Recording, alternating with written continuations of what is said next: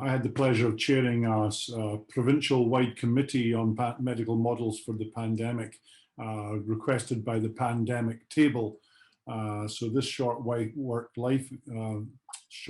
working group had representation from critical care, anesthesiology, surgery, and internal medicine from around the province. The aim was to develop a medical model for critical care across the province for this and for pandemics. This is an abridged version of the talk, and I'll show you where the full one is later. The considerations we had were around human resources, about physician competencies and experience rather than title, identifying those competencies in advance, about learning goals and education supportive materials, about a tiered approach with these competencies, and about augmentation strategies to go with it. We wanted to stay focused on ratios as much as we could to make sure our physician to patient ratios were appropriate. And we wanted to work collaboratively with regard to our nursing and other colleagues, etc. They had just put in place a hub model, and we plan to put on top of that a cluster, and that's the terminology I'm about to show you, which can be generated, modified, and multiplied as necessary to give the flexibility. So if this totally meshes with the HHR plan, which your nurses will know about, often talked about as the team model of critical care. We're proposing two different models because health science centres and community hospitals have different staffing and different features. For instance, health science centres will have multiple specialists, perhaps more acute end specialists, and certainly have trainees. And often that's not the case in a community hospital, even though they have other very special challenges that face them. At the bottom of this slide is the hub that the HHR panel have presented. This is the team model you might have heard your nurses talking about in critical care. And that was already fixed and called a hub. That's 10 level 3 beds. They didn't specify level 3, with the ratios that would be brought to bear: 1 critical care nurse and 2 non-critical care nurses. So a lot of your units are doing this already. On top of this, we put a cluster which had 4 tiers of doctor, which I'm going to explain to you as we go on here. The triage level is determined by the province, and I'll show you that as we go through it, and the doctor to patient ratio. So that's the model, and the ranges for patient to physician ratios. So if we're in normal practice or up to 115%, then often there would be 10 to 15, I'm calling them level 3 ventilated patients with 1-to-1 nursing. And often the model would be 1 critical care MRP as a tier 1 doctor, a tier 2 doctor who would often be a critical care fellow, and a tier 3 or 4 doctor, and I'm going to tell you more about these, who would either be a resident often with critical care experience, or a tier 4 doctor could be any physician without critical care experience of any grade. So that would be the tiers for the normal to minor surge. 1-to-3 ratios of MD to patients, 1-to-10 to 15 of MRP to patients. As we go up to moderate surge, then the number of hubs you would be covering would increase, as you can see here. So this is now 15 patients. And the hub structure would be in place now because you're in moderate surge.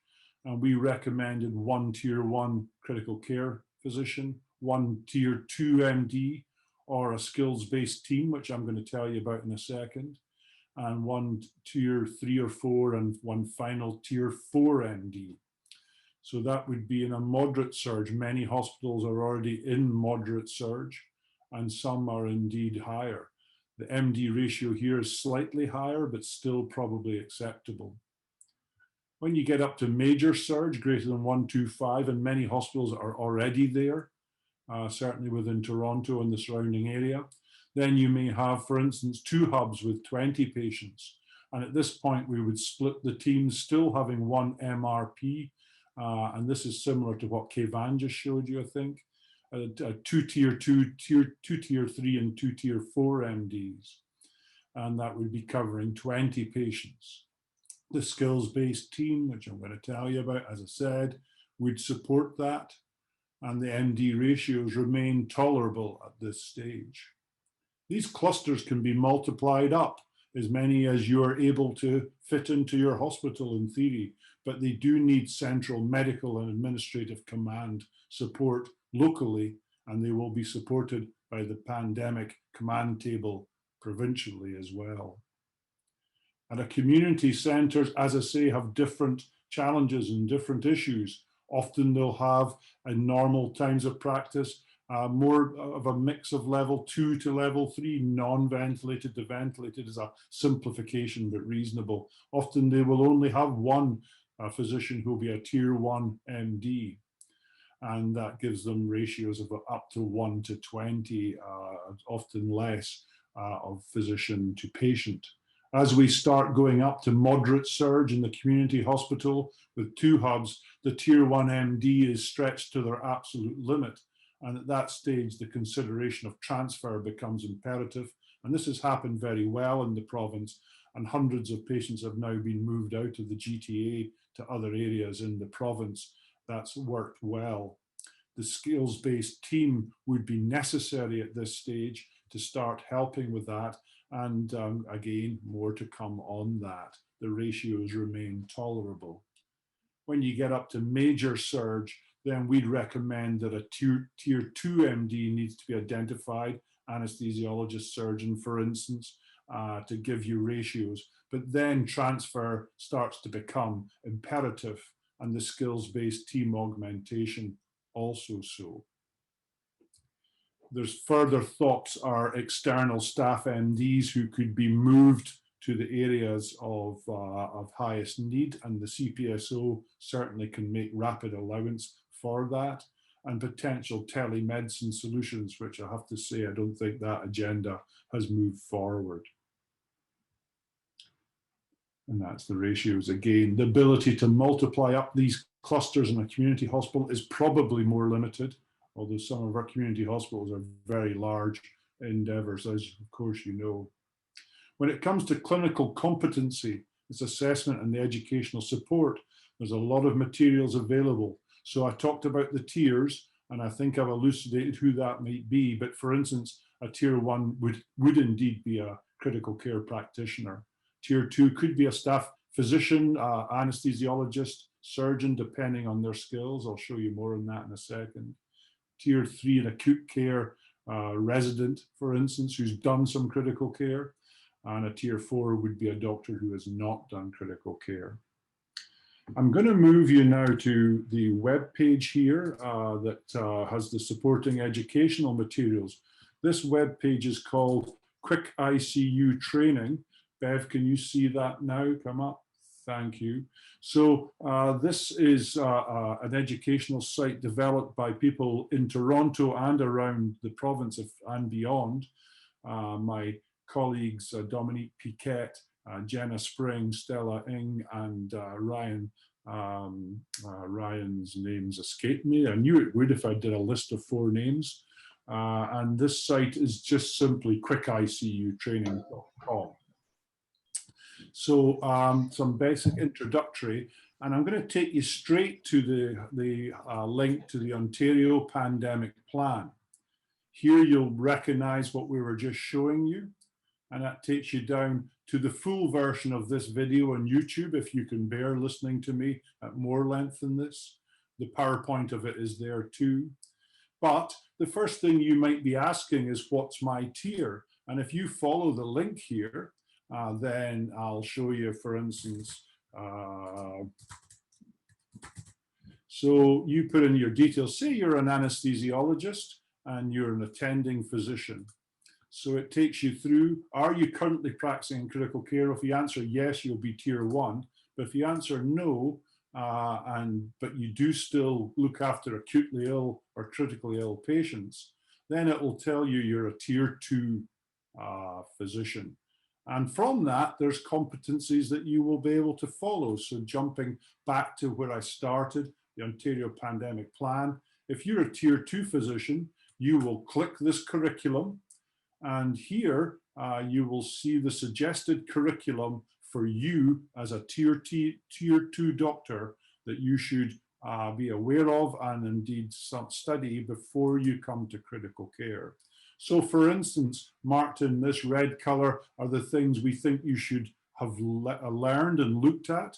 In orange, yellow, sorry, are the things that you should be familiar with. And in green are resources that we'd like you to know exist, but not necessarily have gone to. They're there for reference. So that would be where a tier 2 physician would be. But let me give you an example of, say, imagine you're a surgeon and so general surgeon. You're an attending physician, and but you are not practicing critical care or in an acute end specialty. So you are, for instance, coming from a background that you've not done much in the acute side, but you're willing to work in an intensive care. Then it will identify that you're a tier 3 doctor, should I say, and the curriculum for you is there. So the resources are there for you to get education. They are in various formats, and I'll just briefly show you this. For instance, if you go under the topics, you'll find airway. It tells you why it's important, who it's important for, and your potential role. You will not be asked as a tier 3 or 4 physician to be intubating patients. You will not be asked to do things that are out with your skill. But here's a variety of resources that you might find useful, such as pocket cards about airway procedures, just one-page quick reference stuff that you might find to be useful. Or you might indeed want to watch a short lecture on the topic basic airway management, for instance, and there's a narrated talk there which you can walk your way through to see. So a lot of resources there, including general ICU care, how you round in intensive care, COVID-19 resources, and indeed back on the home page, a talk by our own Dr. Rob Fowler on the current management of COVID. So a lot of stuff there for you to use and look at. I'm just going to return to my PowerPoint briefly to end off with augmentation strategies. And is this going to flip? Yes, it is. So we talked a bit about them as we went. We've broadened the concept of the airway team. We felt that was too narrow. We've described it as a skills-based team, and it would be for physicians with advanced technical skills. So it could be covering in-hospital code blue, rapid response, line placement, arterial venous lines, airway, breathing, intubation, ventilation, proning, for instance. And it would be led by a physician who has those skills. But since there'll be physicians who have some but not all, it could include members of the team. For instance, if you're a surgeon and wouldn't describe yourself now as having advanced airway skills, you could still be part of a skills-based team if, for instance, you're comfortable with lines and other such skills-based things. So that's one way, which is an expansion of the current system. Other ways to augment are anesthesia assistants, especially if we move into operating rooms to help with the RT roles. Although it's also fair to say some hospitals are now asking anesthesiologists to help with RT roles, respiratory therapists. External physicians, as I mentioned, the CPSO will allow this and will do it in short order. Transportation we discussed, and telemedicine. The sustainability of this is a challenge. Lots of us are already very tired, and that is going to get worse.